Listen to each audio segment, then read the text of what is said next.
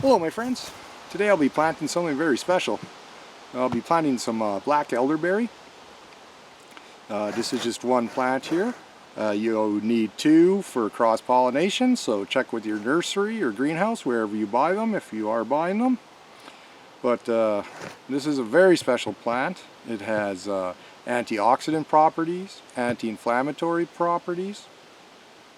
It's good for rheumatoid arthritis.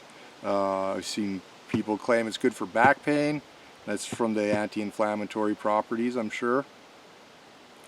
But it's full of vitamins and minerals. It's high in magnesium, which boosts your immune system. It also has bioactive compounds, one of which certain flavonoids, which act to inhibit or block viruses from entering your cell. Specifically influenza viruses. It was shown to have great effect against H1N1 and H5N1.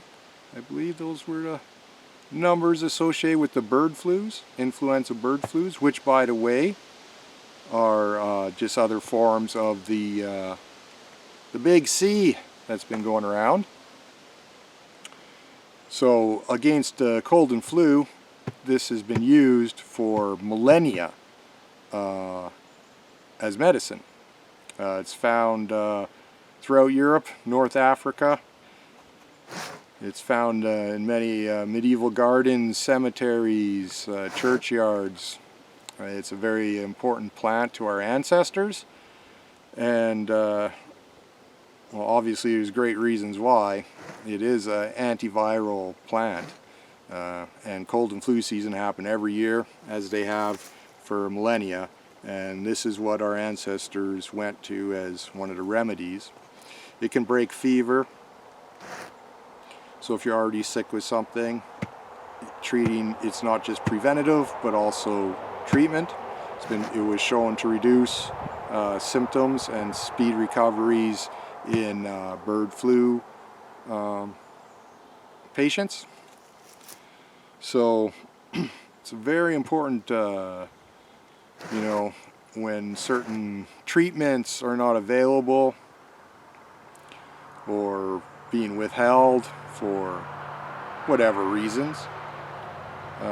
If you can grow your own, there are many plants that are painkillers, and there are many plants with antiviral, anti-inflammatory, and antioxidant properties. So if you incorporate in your diet a healthy balance of healthy plants, which most are healthy unless they're sprayed with chemicals as they grow, it improves your health. So I'm just going to take you along here and I'll explain a little bit about what elderberry is about. Now of course it's far more complicated than that, and I am not a doctor. I'm not going to suggest this is a end-all cure-all for everything, but the berries make a very tasty syrup that works great for coughs and colds. It's been used, like I said, for hundreds, thousands of years for this. So I don't see any reason why it won't work for me, and maybe even you, if we figure out how to use it properly and incorporate it into our diet. So I'll take you along, show you where I'm planting it and what I'm planting it with. Of course, it'll be a biochar mix because I only want to plant once. I don't want to have to amend this except for maybe some mulch in the fall, or keep it, you know, if it gets bare around the you know, the area I'm watering. I'll mulch during the height of summer also, but just to conserve water mostly. So yeah, I'll take you along, show you the hole I dug, put this plant in the hole, and super easy. Okay, so here's my hole.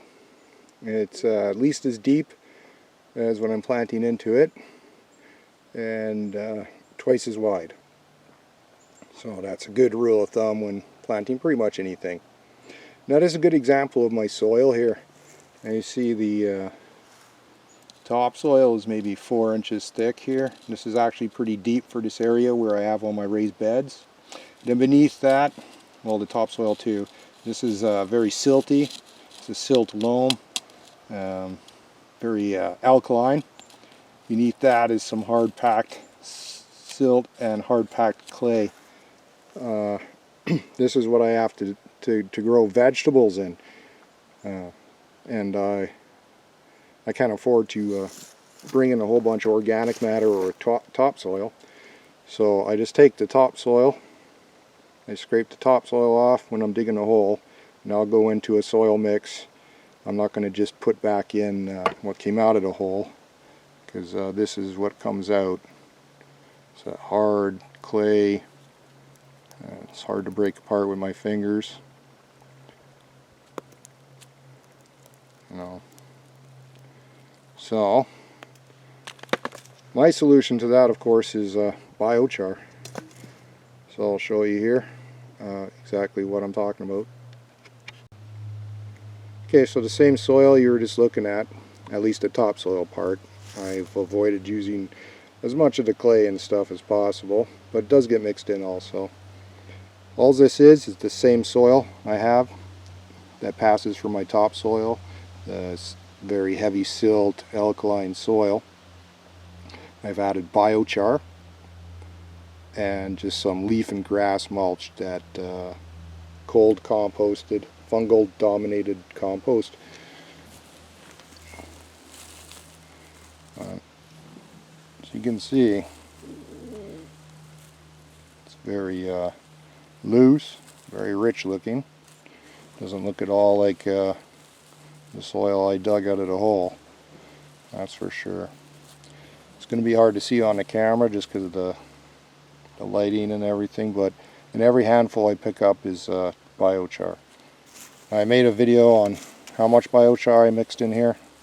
I think this was, I started with a cubic foot of dirt, 12 quarts by volume of biochar, and a 5-gallon bucket of compost, just rough compost too.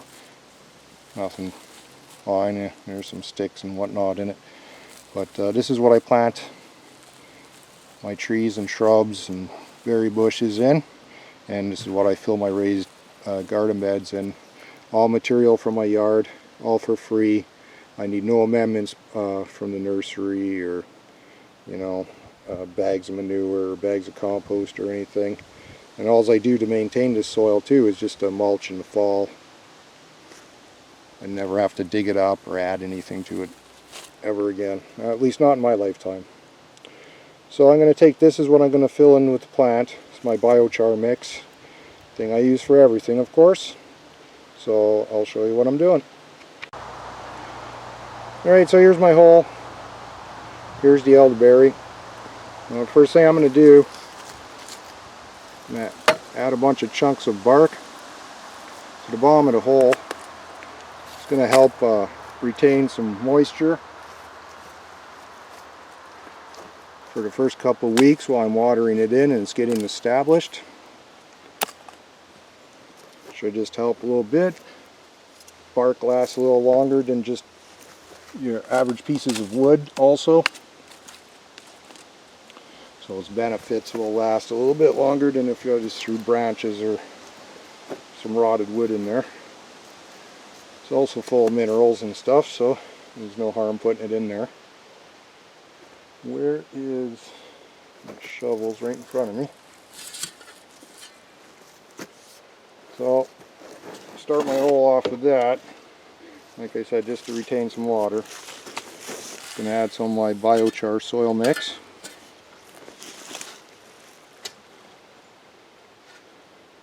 This soil mix too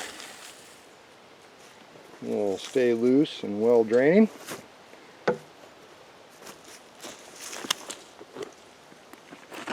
Well, I just like to go around squeezing the pot, but I haven't watered it yet today, so I might just, there we go, it slips out. Alright, the problem with getting stuff from the nurseries or leaving it in pots, sometimes it gets root bound. Actually doesn't look too bad on here. What you want to do anyways, in any case, is just kind of loosen up. Don't be too scared. Any small damage you do to the roots will just stimulate more growth. So you just want to expose the roots, get it away from all this hard packed, this potting mix too. There's no nutrition in it, whatever else they have to add to it. You see already there's the potting mix, some sort of granule. Has to be amended, right? It's not the good growing medium, not a good long-term growing medium. So expose some roots as best I can, shaking off all this stuff that has no nutrition in it anyways. And don't be scared to expose that root ball. Don't do this in full sun. Best time I like to do it is in the evening. That when you water it, the heat of the day is not going to dry it out quickly. It'll stay moist overnight. And then as simple as that, just put it in. I'm going to pack in my soil, mix it in all around it.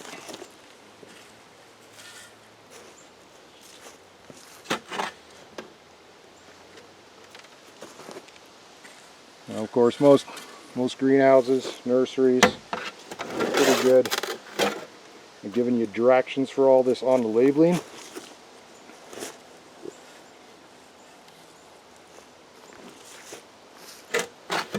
One thing to be careful about is plants. Some don't like their crowns or the base of where the stem meets the roots there to be buried, and some don't like it to be exposed. So you want to make sure your plant is at the right depth to the soil around it. Planting it at the same depth as it came in the pot is usually a good way to ensure it's at the correct depth. So I'm just pulling it up a bit and packing it down. I want to make sure that this part of the plant here, where the plant coming out meets the roots, isn't so buried that it rots when I water it. But this soil I'm adding is very loose, so it should drain nicely at least around it.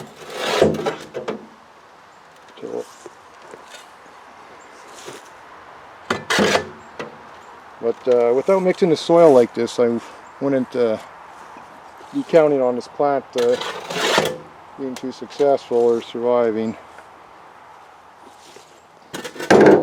Not my native soil conditions. It would need a lot of amending.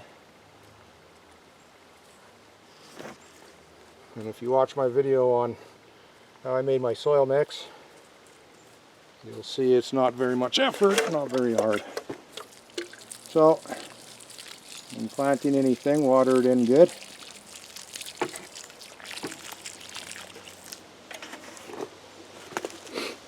The water will also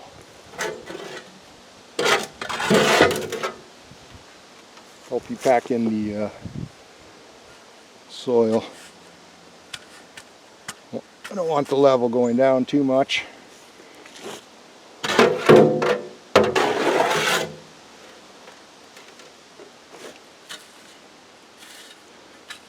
Yeah, that's all there is to it for the first 2 weeks. Make sure you're watering it every day, which shouldn't be a problem.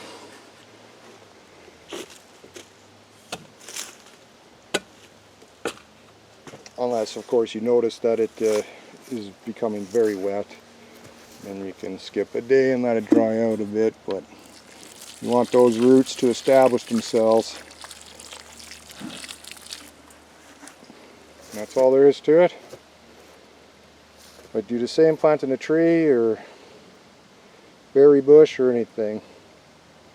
So, if you found this at all helpful, please subscribe for more easy, affordable, and sustainable organic gardening. Give me a thumbs up if you like. It'd be great. But whatever the case, hope you're having a great day wherever you are, whenever you watch this. Peace.